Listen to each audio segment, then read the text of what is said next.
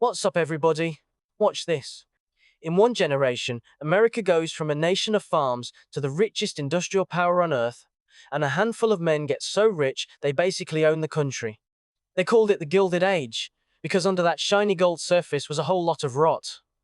This is APUSH Unit 6, 1865 to 1898.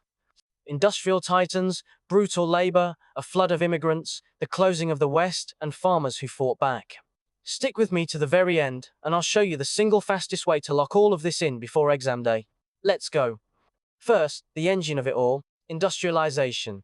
The Transcontinental Railroad, finished in 1869, stitched the country together and created a true national market. Railroads ate steel, so lock in this contrast. Andrew Carnegie dominated steel with vertical integration, owning every step from the iron mines to the mills. John D. Rockefeller crushed oil with horizontal integration, buying up his rivals until Standard Oil controlled almost everything. Carnegie owns the chain top to bottom, Rockefeller buys out the competition. These giant combinations became trusts and monopolies that swallowed whole industries. So were these men heroes or villains? Here's the thing. The College Board wants both sides. Supporters called them captains of industry, geniuses who created jobs and cheap products and gave fortunes to charity. Carnegie funded thousands of libraries. Critics called them robber barons who built monopolies, crushed competition, paid starvation wages, and bribed politicians. The exam answer? They were both. Hold that tension because it defines the entire age. So, how did the rich justify all that inequality?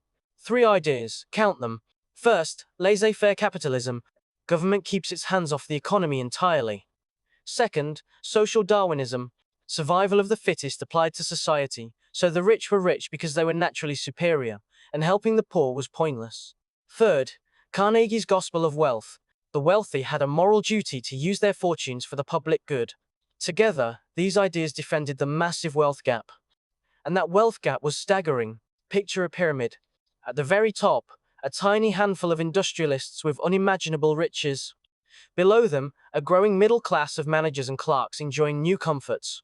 But at the bottom, the vast majority, industrial workers and immigrants crammed into city slums, working dangerous jobs for tiny wages. Gold on the surface, deeply unequal underneath, and the people at that bottom were about to push back. Brutal conditions, so workers organized. No 2 unions.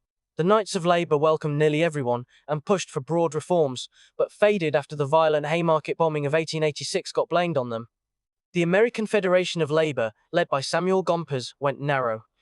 Only skilled workers, and bread and butter goals like higher wages and shorter hours.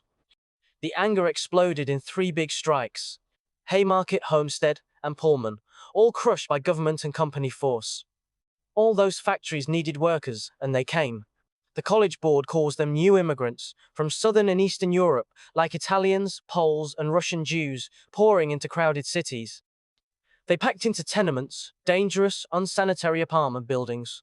To survive, many turned to political machines like New York's Tammany Hall, run by bosses like Boss Tweed. The machines traded jobs and services for votes, helping immigrants but draining cities through corruption. Easy points if you lock that trade-off in.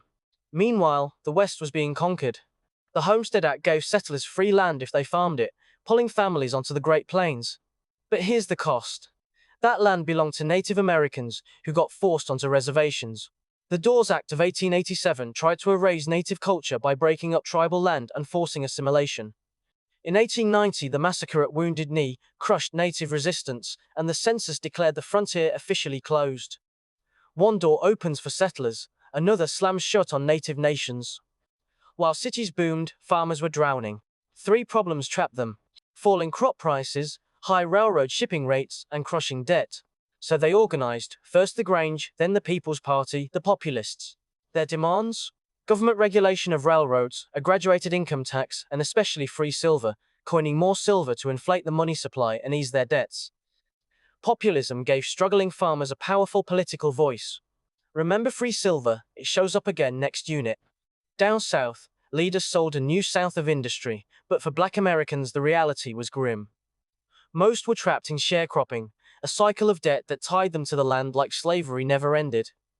States passed Jim Crow laws enforcing racial segregation everywhere. Then in 1896 comes the case you must know. Plessy versus Ferguson, where the Supreme Court ruled that separate but equal facilities were constitutional, legalizing segregation for the next 60 years. And that's APUSH Unit 6. Industrial Titans Carnegie and Rockefeller, the captains versus robber barons debate. The ideologies that defended inequality, labor's fight through unions and strikes, new immigrants and political machines, the closing of the West, the rise of populism, and Jim Crow in the New South. You just covered the whole thing. But here's the truth. Watching is not knowing. Head to AIM 5 and practice Unit 6 for free, with instant feedback on every question.